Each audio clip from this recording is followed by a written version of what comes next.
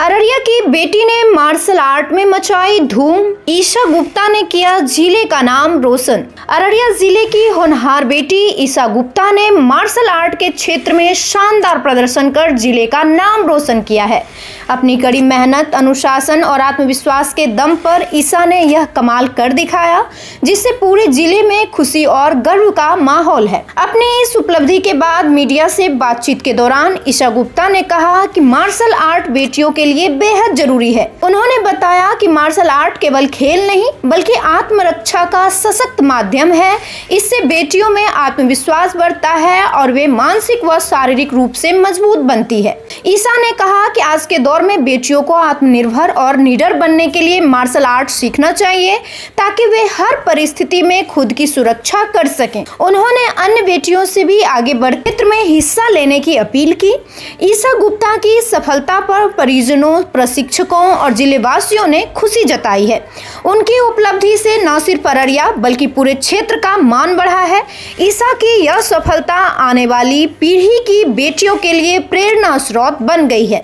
अररिया से ground zero से जायजा लिया संवाददाता रंजीत। नमस्कार दोस्तों, आज हम आपको कुछ ऐसी बेटियों से मिलवाएंगे जो मार्शल आर्ट की ट्रेनिंग ले रही है, जिन्होंने अपने आप को एक आत्मनिर्भर बनाया है कि आज की जो दुनिया है उस दुनिया में जो बेटियों को जो मतलब आत्मनिर्भर बनना चाहिए। आइए हम जानते हैं उस बेटी से जो मार्शल आर्ट की ट्रेनिंग कर रही है और कौन कौन सा मेडल जीती है और कौन से एकेडमी से जुड़ी हुई है। आइए दोस्तों, क्या नाम है आपका? प्रणाम सर जी। मेरा नाम ईशा कुमारी है। मैं अररिया आरएस की रहने वाली हूँ।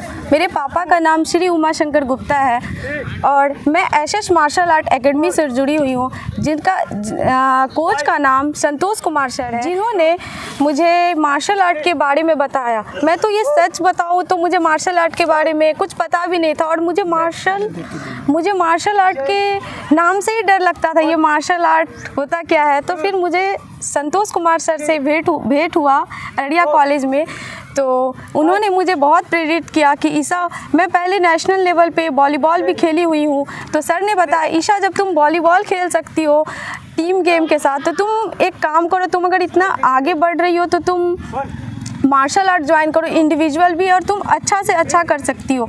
तो आज मैं नेशनल उत्तराखंड में खेली, जो 30वीं नेशनल थी, उसमें मैंने रजत पदक हासिल किया। ये मेडल के पीछे मेरे सर का ही हाथ है। अगर मेरे सर नहीं होते तो शायद मैं आज यहाँ पे खड़ी नहीं हो पाती। सर के वजह से मुझे आज इतना सम्मान भी मिलता है लोगों के सामने और अपने समाज के भी सामने। लोग मुझे देखकर मतलब बोलते थे, डेली ये प्रैक्टिस करने जाती है, आखिर ये क्या करेगी नहीं करेगी, लड़की भी बड़ी हो रही है। तो लोग की सोच को जानते ही हैं, लोग क्या क्या सोचते हैं। और लड़की के बड़ी हो जाने के बाद तो लोग सोचने ही लगते हैं कि लड़की बड़ी हो रही है, ऐसा करके। तो सर की वजह से मैं आज यहाँ तक पहुँची। और मैं एक खुशी की बात आप लोगों के लिए भी बताना चाहती हूँ, और खुद के लिए तो मेरे लिए बहुत बड़ी खुशी की बात है कि मुझे बिहार खेल सम्मान से सम्मानित भी किया गया। पटना पाटलिपुत्रा कॉम्प्लेक्स में 1.5 लाख रुपए की राशि के साथ और सम्मान पत्र के साथ मुझे सम्मानित किया गया। तो मैं और भी लड़कियों को मैं बोलना चाहती हूँ कि मेरे तरह वो भी आगे बढ़े, और इधर उधर रील बनाने से कोई फ़ायदा नहीं है, उन सब से बस टाइम वेस्ट होता है।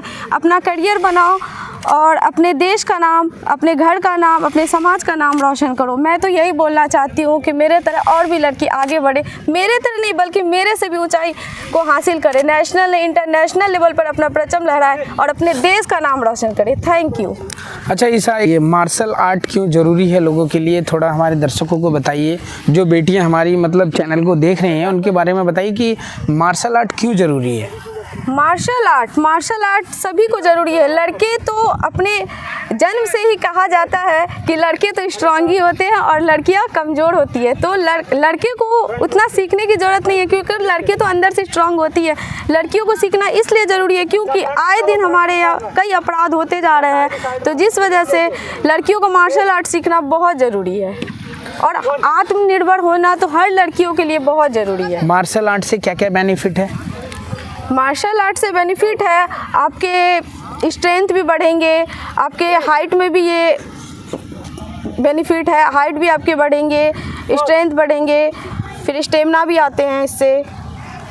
आपने अभी अब तक आपने कितने मेडल जीता है और इसके बाद आपका नेक्स्ट स्टेप कहाँ है और कौन से राज्य में आप खेलने जाइएगा? अभी तो राज्य डिसाइड नहीं किया गया है। मैं इसके बाद फिर से मैं स्टेट खेलूंगी। हर बार ये हमारा पहले स्टेट लेवल पर खेला मैच होता है, उसके बाद चयन करने के बाद जो बच्चे गोल्ड मेडल लाते हैं उन्हें नेशनल लेवल के लिए सेलेक्ट किया जाता है। तो अभी हमारा स्टेट मैच हुआ नहीं है, मतलब ये अगस्त सितंबर तक में हो सकता है। बीच में ईसा जी थी और उन्होंने बताया कि मार्शल आर्ट क्यों ज़रूरी है।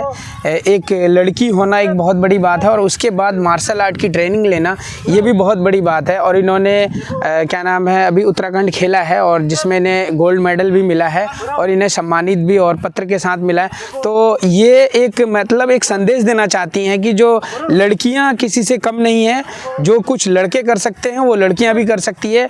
कैमरामैन चंदन के साथ मैं रंजीत गुप्ता, अररिया। हमारी खबरों से जुड़े रहने के लिए हमारे चैनल को सब्सक्राइब करें और बेल आइकन को दबाएं ताकि खबर की नोटिफिकेशन आपको मिलती रहे।